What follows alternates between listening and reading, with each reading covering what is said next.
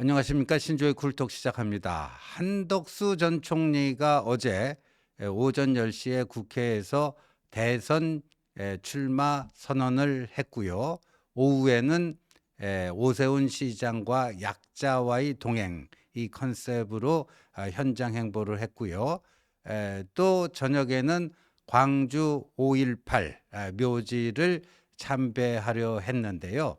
이제 행정가 한덕수에서 정치인 한덕수로 어제부로 바뀌었습니다. 어제부로 바뀌었는데 단 하루 만에 사실상 정치력의 한계를 드러낸 것 아니냐, 이런 평가가 벌써부터 단 하루 만에 나오기 시작했습니다.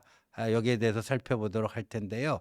일단요, 출마 선언할 때 메고 나온 넥타이 색깔이 엄청난 논란을 야기를 했습니다. 본인이 출마 선언문에서요, 좌도 아니고 우도 아니고 앞만 보고 가겠다 하는 건데, 물론 좌우 양정부를 넘나들면서 정부 고위직을 해왔던 한덕수의 이력이 그렇기도 한데, 그러나 지금은 정치 지형상으로 보면은 이 보수 쪽에서 뭔가 도모해 보려고 하는 거 아닙니까? 지금 한덕수를 지지하고 응원하는 사람들이 민주당 내에 있습니까? 전혀 없죠.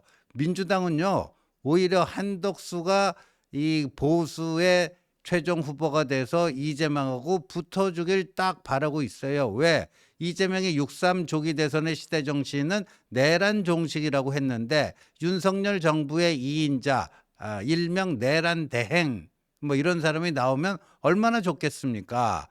그러니까 결국 한덕수는 국민의힘 이 보수를 기반으로 이번 대선 도전을 해야 되는데, 본인 출마 선언문에서도 좌도 아니고 우도 아니고 앞만 보고 가겠다 하면서 또 넥타이 색깔도 저 이낙연 색깔과 똑같은 색깔을 메고 나와서, 이게요, 무슨 넥타이 색깔 하나 가지고 너무 논리비약하는 거 아니냐. 그런데 그렇지가 않습니다. 이게 뭐요, 이 대통령 취임식 때 어떤 메고 나온 넥타이를 그 후 어떤 행사 때 대통령이 또 메고 나온다, 그런 초심으로 돌아가겠다고 하는 그 메시지를 넥타이를 통해서 발신하는 겁니다. 예, 특히 남자들의 경우에는요, 이 드레스 코드가 다양하게 힘들어서요, 주로 이제 넥타이를 가지고 거기에 넥타이 색깔이라든가 이런 거에 메시지를 담는데, 마침 또 그저께 말이죠, 이낙연과 한덕수가 동시에 국민의힘 당명 변경해야지 뭐 빅텐트 뭐 이런 것들이 가능하다. 또 그냥 두 사람이 같이 그냥 똑같은 목소리로 얘기해서, 저런 것도 좀 저는 정치적인 센스가 영 아니다 이런 건데, 근데 저렇게 했으면은 저 길로 차라리 뭐 중도다 해갖고 그걸로 치고 나가던가 했어야 되는데, 출마 기자회견 때 한덕수를 둘러싼 면면 한번 보실까요? 저 뭐예요? 뭐 추경호, 성일종, 예? 이런 맹륜, 찐륜, 맹륜들, 이런 사람들이 저기를 둘러쌌어요. 그다음에 뭐 대통령과 오랜 술 친구인 박성민 의원이라든가 TK 쪽의 의원들, 이런 사람들, 예. 이제 저 빨간 넥타이 메고 온 사람들한테 둘러싸여 있는데, 그럼 저게 뭡니까? 좌도 아니고 우도 아니고 자기는 앞만 보고 나가겠다. 그럼 중도로 확실하게 하던가. 근데 한덕수를 둘러싸고 있는 사람들은 보수 내에서도 맨 오른쪽 가상자리, 맹륜, 찐륜들. 그럼 이게 이 메시지가 혼선이 되는 거 아니에요? 혼선. 한덕수의 넥타이 색깔과 한덕수 저 오른편에 있는 추경호와 성일종과 뭐 이정현과 이런 사람들 보면요, 도대체 한덕수는 이걸 하겠다는 거야? 저걸 하겠다는 거야? 도통 알 수가 없네. 이럴 때 우리가 흔히 죽도 아니고 밥도 아니다, 뭐 이렇게 되지 않겠습니까? 그래서 저런 것도 사소한 것 같지만 굉장히 중요한 거예요. 그리고 한덕수가 50년 공무원, 행정가, 이걸 마감하고 이제 어제 정치인으로 변신한 첫날 아닙니까? 그럼 저런 정도는 세심하게 어떻게 저떻게 한다 이렇게 했어야죠. 저 사람들이 나오고 싶어 해도요, 아이고 좀 죄송한데 마음만 받겠습니다, 당분간은 제가 좀 중원으로 진출해서 이걸 넓혀야 되기 때문에 오늘은 와주지 마십시오, 이런 사전 정지 작업이나 뭐가 있었어야 되는데 전혀 아니에요. 그리고 나서요, 점심 행보를 했어요. 점심 행보를 했는데 이게 오세훈 서울시장하고 만나서 순댓국집에서 쪽방촌 순댓국집에서 밥을 먹고 대화를 나누는 거였는데요. 근데 여기서도 해프닝이 벌어졌습니다. 한번 그 영상을 한번 생생한 영상을 한번 보시죠. 예.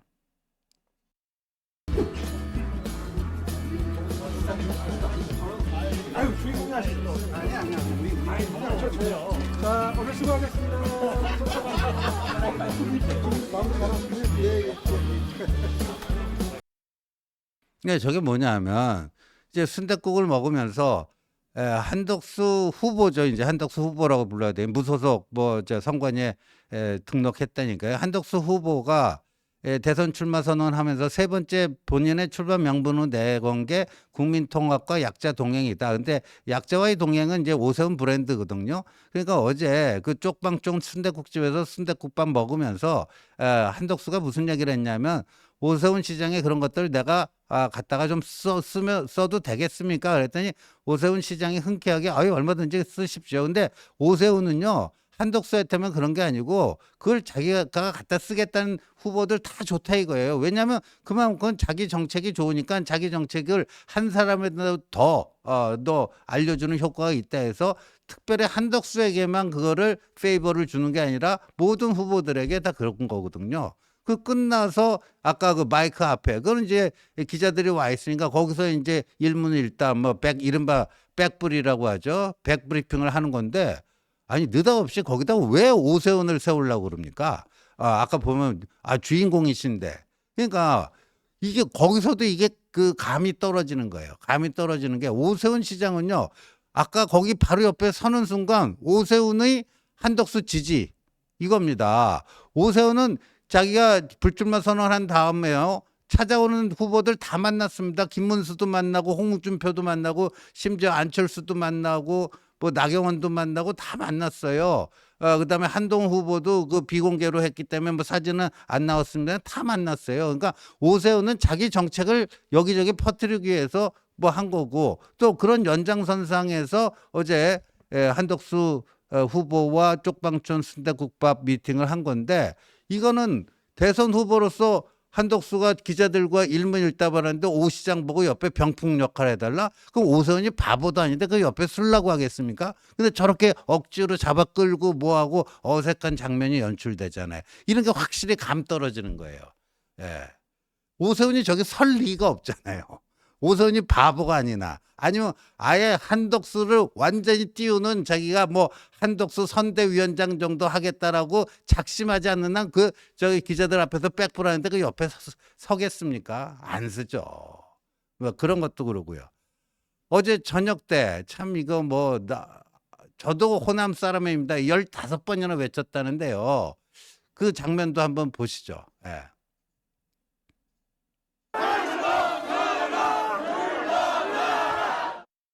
여러분, 우리 통합되어야 합니다. 저도 호남 사람입니다. 서로를 사랑해야 됩니다. 사랑해야 됩니다. 네, 이건데요. 근데 이제 어저께 본인이 이제 대선 출마 명분으로 국민 통합, 좌도 아니고 우도 아니고 앞으로 국민 통합하겠다. 그래서 통합 행보의 첫 번째로 이제 광주에 내려가서 5.18 묘지를 참배를 하려고 했는데 저 이제 반대 막혀서 내란 수계 밑에서 했던 사람이 그거부터 사죄하고 와야지 여길 참배할 자격이 있지 않겠느냐. 막혀서 못 들어가니까 나 호남 사람입니다. 저도 호남 사람이에요. 너무들 그러지 마세요. 이런 식으로 했다라고 하는데 저것도요. 저 정도 하려면요. 그 5.18 관련 단체들 현지하고요. 사전에 다 컨택을 해가지고요. 물밑 조율을 해야 됩니다. 과거에 2021년에 윤석열 당시 후보도 후보 확정 전에 5.18 광주에 2번인가 갔었어요.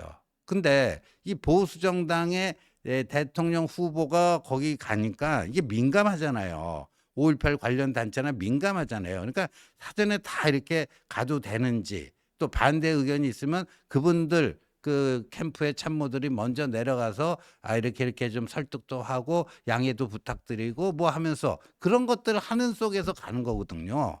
근데 이 보니까 한덕수 캠프 뭐 이제 구성은 됐다는데 전혀 그런 그 캠프로서의 기본 기능 이런 게 안 돼 있는 거죠. 그러니까 그런 사전 정지 작업도 안 해놓고 불쑥 가니까 이제 적골 당하니까 당황해 가지고 어이구 나는 알고 보면 호남 사람입니다. 호남 사람입니다. 저렇게 한 거예요. 이것도 보면은 참 아니죠. 근데요. 한덕수 총리가 전 총리가 후보가 저렇게 호남 사람이다. 뭐 호남 사람이다 그러니까 민주당에서 오늘 어떤 반응이 나왔죠? 그 한번 그 기사 한번 띄워 주세요. 민주당에서는요. 어처구니가 없다. 어처구니가 없다. 이런 거예요. 예? 그러니까 한덕수 총리가요. 이 김영삼 정부 때까지는 자신의 고향을 서울로 소개했다는 거죠. 예, 공무원으로서 공직자로서 주변에 자신은 서울 사람이다. 왜냐하면 중학교 때부터 이제 경기중학교 또 경기고등학교 뭐 서울대 경제학과 나왔고 특별히 뭐 전라도 사투리를 심하게 쓰는 것도 아니고 그러니까 사람들이 다 그렇게 생각을 했는데 이제 김대중 대통령이 집권하고 나니까 나 호남이야. 내 고향이 전주야. 이랬다는 거 아닙니까? 근데 그 필요에 따라서 자신의 고향을 서울로도 하고 호남으로 했던 사람이 5.18 저 묘지 가서 자신의 그 참배에 반대하는 그 시위대 앞에서 나 호남 사람이다. 저도 호남 사람이다. 15번이나 외쳤다는데 이거는 광주 5월 영령을 능멸하는 거 아니냐. 한민수 민주당 대변인이 이렇게 얘기를 했네요. 이렇게 얘기를 했어요.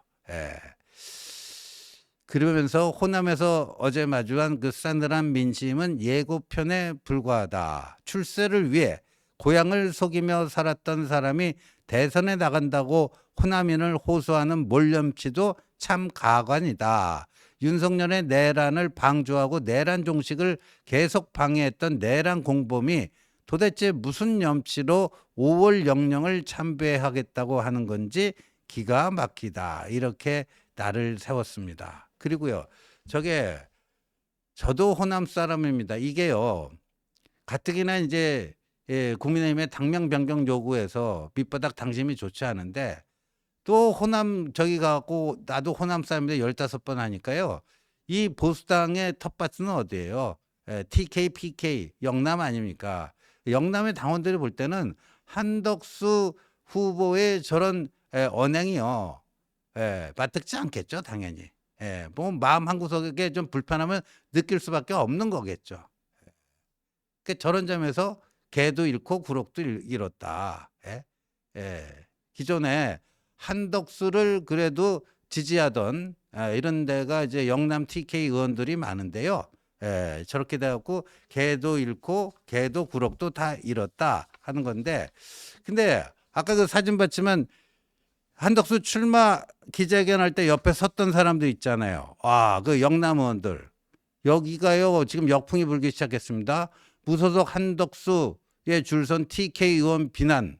지금 TK 당원들이요 또 빡쳤다는 거예요. 당원들을 졸로 보나. 저 추경호 의원, 송원석 의원, 그다음에 구작은 의원, 이인선 의원 이런데요. 여기가 이제 TK 의원 4명이고 김기현, 박성민, 부산의 김미애 뭐 이런 사람들은 또 PK 의원이고 그런데 지금 이건 TK 쪽만 갖고 TK 쪽 당원들이 야 이거 정말 아니지 않느냐. 아니 한덕수가 우리 당에 부당하게 당명 변경 요구했고 무소속으로 나가는데 보세 본산이라고 하는 TK 의원들이 왜 거기 가고 줄을 서느냐. 왜 가서 줄을 서느냐. 국민의힘 대구시당의 한 원로가 저 기사 보면 이렇게 얘기했다는 거죠. 자기들 살자고 당원을 팔아먹는 행위다. 자기들 살자고 당원 팔아먹는 행위다. 당을 위해 국가를 위해 저 사람들이 저기 갔다고 생각하면 큰 오산이다. 그냥 줄 서는 것이다. 줄 서는 것이다. 이렇게 얘기했다고 하고요. 대구의 국민의힘 당원 A씨가 이렇게 얘기했어요. 총체적으로 이해할 수 없는 일들이 벌어지고 있다. 예전 같으면 상대당과 삿대질도 하며 냉철하게 싸우겠지만 이번에는 도저히 그럴 수 있는 상황이 아니다. 우리 스스로도 우리 당을 이해할 수 없는데 누굴 탓하겠는가. 그러니까 저런 TK 의원들의 저런 모습을 보고 우리 스스로도 우리 당의 행태를 이해할 수 없는데 어떻게 상대당하고 떳떳하게 싸울 수 있는가. 모든 일에는 순서와 절차, 명분이 따라야 한다. 어느 것 하나 맞아 돌아가는 게 없다. 이래서는 당원 설득은 물론 국민들을 어떻게 이해시키지, 당원들도 설득시키지 못하는데 어떻게 일반 국민을 설득시키겠는가. 예? 당원들을 노리개쯤으로 알고 있는 국회의원들이 있는 한 깊은 늪에서 빠져나오지 못할지도 모른다. 이렇게 푸념을 했다라는 거죠. 예. 근데 이것도 그래요. 이것도 그렇고요. 그 다음에 이 한덕수가 출마 선언하면서 출마 명분 두 번째가 그 통상, 트럼프발 관세 전쟁, 이거를 자기가 성공적으로 마무리할 수 있는 적임자다. 이걸 내세우지 않았습니까? 그런데 지금 외신들이 어떻게 평가하고 있는가? 외신들이요. 한국의 대선판이 뒤집혔다. 저건 두 가지인데 이재명 유죄 취지 파기환송 받은 거랑 한덕수가 갑자기 대선 출마하겠다고 권한대행 때려치고 출마한 거. 이거 두 가지 사건 때문에 한국의 대선판이 뒤집혔다 하는 건데요. 이 블룸버그 통신, 세계적인 통신사죠. 이렇게 얘기했어요. 윤석열 전 대통령과 한덕수 전 권한대행에 이어 최상목 전 부총리까지 고리되면서 한국의 정치적 혼란이 걷잡을 수 없이 커졌다. 국가의 정치적 위기가 심화되는 또 다른 충격적인 전개다 하는 거예요. 윤 전 대통령 탄핵 이후 대통령 권한대행이 끊임없이 교체되는 리더십 회전목마 상황은 대미 관세 협상에서 한국의 취약점으로 작용할 것이다. 리더십 위기가 협상 진전을 방해할 수 있다. 한덕수가 출마 명분 두 번째가 뭐였죠? 미국과의 그 관세 협상, 이런 거 원만하게 타결 짓겠다. 자기가 최고 적임자다. 근데 오히려 이걸 더 좀 망치고 있다라고 이 블룸버그 통신이 지금 이렇게 평가하고 있는 거 아닙니까? 그러니까 영국의 유력지 파이낸셜 타임즈도 이렇게 써놨어요. 한국의 임시 지도자 한덕수와 그를 대신할 사람 최상목이 몇 시간 차이로 모두 사임하면서 한국의 정치적 혼란은 더욱 심화됐다. 아시아에서 네 번째로 큰 경제 대국은 더욱 정치적 불확실성에 빠졌다. 경제 규모로 따지면 아시아 이제 중국이 1위고요. 그 다음에 이제 일본, 인도, 한국 뭐 이렇게 되겠죠. 그러니까 이 한덕수의 대권력 때문에 한국의 정치 상황이 굉장히 혼란에 빠지게 됐고 이게 경제에 아주 중대한 악영향을 미칠 수밖에 없다. 로이터 통신도요. 한덕수 권한대행과 최상목 부총리의 사임으로 지난해 12월 계엄 이후 세워진 임시정부가 흔들리고 있다. 그러니까 아니 한덕수가 그거 던지고 출마해서 하겠다는데 이게 외신들 반응이 하나같이 부정적입니다. 그러니까 내후외환이네요. 지금 내후외환이고 그런 점에서 정치인으로 변신한 한덕수 단 하루 만에 자기 정치력의 바닥을 드러냈다. 앞이 캄캄한 상황 아닌가 이렇게 평가가 됩니다. 시청해 주셔서 감사합니다.